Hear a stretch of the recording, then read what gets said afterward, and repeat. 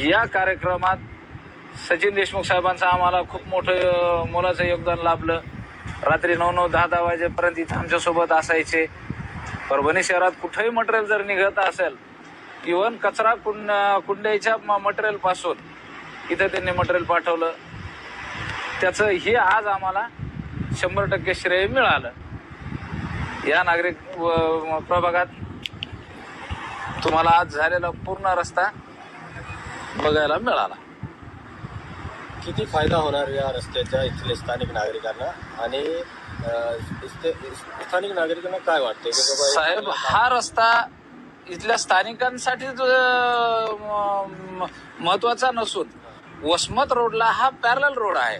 आज परभणी शहरात तुम्ही रात्रीच बघता उड्डाणपुलावर तुमचा अपघात झाला, एक मुलगा 20-22 वर्षाचा दगावला. तर ही तिकडची ट्रॅफिक बरीचशी 50% कमी करणारा हा रोड आहे. आणि त्याच्यामुळं आज प्रत्येक नागरिक म्हणतो बाबा तुला शहरात जायचं, वसमत रोडने जाण्याऐवजी मधल्या गाडगेबानगरच्या रस्त्याने जा. याचं डांबरीकरण सुद्धा झालं. डांबरीकरण सुद्धा झालं साहेब. त्याच्यात सचिन देशमुख यांना 100% सचिन देशमुख साहेबांची जवळपास 7 वर्षाची ही मेहनत आहे साहेब. आम्ही नागरिकांनीच हे सगळं करतो म्हणल्यानं शक्य नाही आणि नव्हतं. मागचे 40 वर्ष त्याच्यातच गेले ना.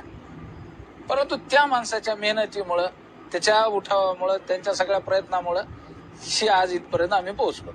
प्रभाग क्रमांक 5 परभणी शहर महानगरपालिका या प्रभागामध्ये जे खदान होती त्या खदानामध्ये एक रस्त्याची मागणी गेल्या 40 वर्षापासून स्थानिक नागरिक करत होते, परंतु तो रोड झाला नाही.